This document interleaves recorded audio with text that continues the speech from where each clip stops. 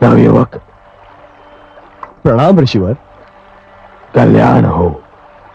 युवक, मुझे मेरा नाम श्रवण है, श्रवण कुमार। सुंदर है। श्रवण, मुझे प्यास लगी है।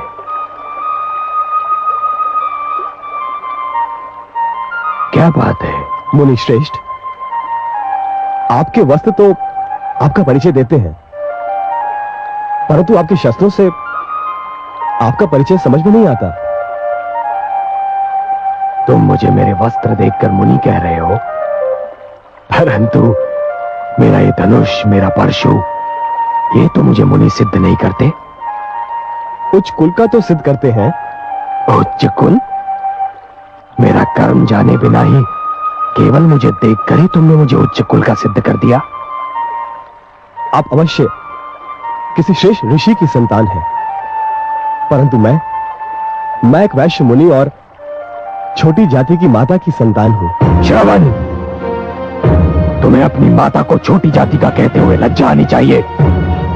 माता तो माता होती है, जो पूजनीय होती है। व्यक्ति की पहचान उसके कर्म से होती है। श्रवण, जन्म से तो सभी शूद्र होते हैं। जन्मना जायते शूद्राः संस्कारात् विजोच्यते। क्षमा करें, मैं तो आपका विचार करके कह रहा था। मेरे हाथों से जल लेकर। श्रवण, वायु हर श्रेणी के व्यक्ति को छू कर आती है, और हर श्रेणी के लोग उसी वायु से अपनी श्वास भर लेते हैं, शीतलता प्राप्त करते हैं। सूर्य की किरणें भी सभी के लिए समान होती हैं। श्रवण, मेरा अर्थ समझ रहे हो ना? लाओ, मुझे जल दो, मैं बहुत प्यासा हूं।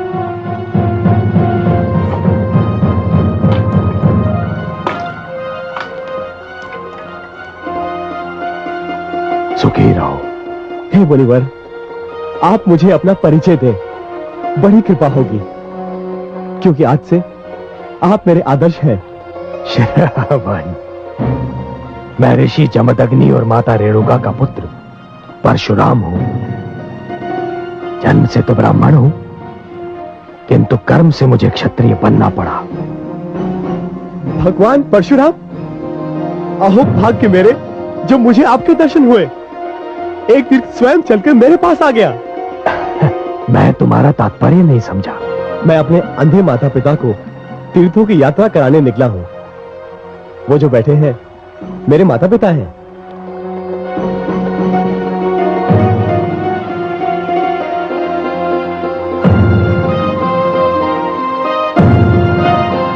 परंतु मुझे वहां कोई रथ या अन्य वाहन दिखाई नहीं दे रहा। श्रवण, जिसमें मैं बहुत साधारण व्यक्ति हूं।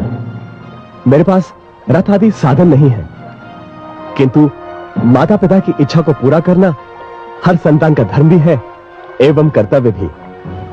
इसलिए इन दोनों को कांधों पर उठाए तीर्थों की यात्रा करने निकला हूं।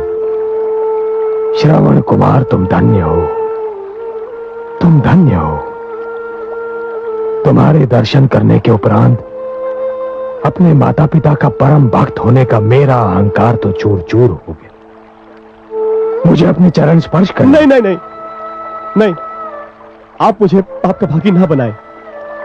आपका यश तो पूरे संसार में सूर्य किरण की भांति फैल चुका है। अब चलिए, चलकर मेरे माता पिता को दर्शन देकर धन्य कीजिए। श्रवण, मैं भी उन माता पिता का दर्शन करके धन्य होना चाहता हूं, जिन्होंने तुम जैसे पुत्र को जन्म दिया। चलो चलिए।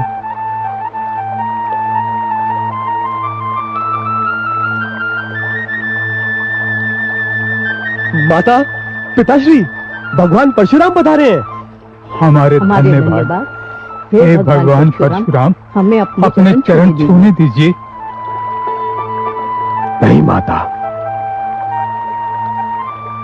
चरण स्पर्श तो मुझे आपके करने चाहिए।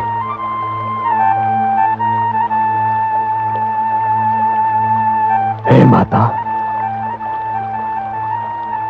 मैं आपके पुत्र से मिलकर धन्य हो गया।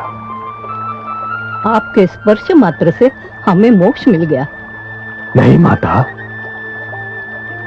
आपके दर्शनों से मुझे संन्यास प्राप्त हो गया।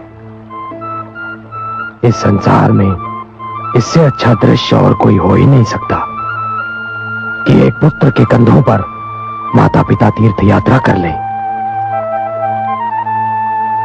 माता, अब मुझे विदा दीजिए। मुझे महाराज जनक के पास पहुंचना है।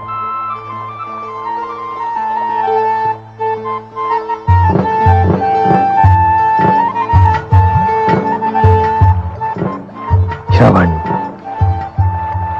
मैं हृदय से कामना करता हूं और आशीष भी देता हूं कि जब तक ये सृष्टि रहेगी, जब तक पुत्र धर्म की मर्यादा रहेगी, तुम्हारा नाम अमर रहेगा।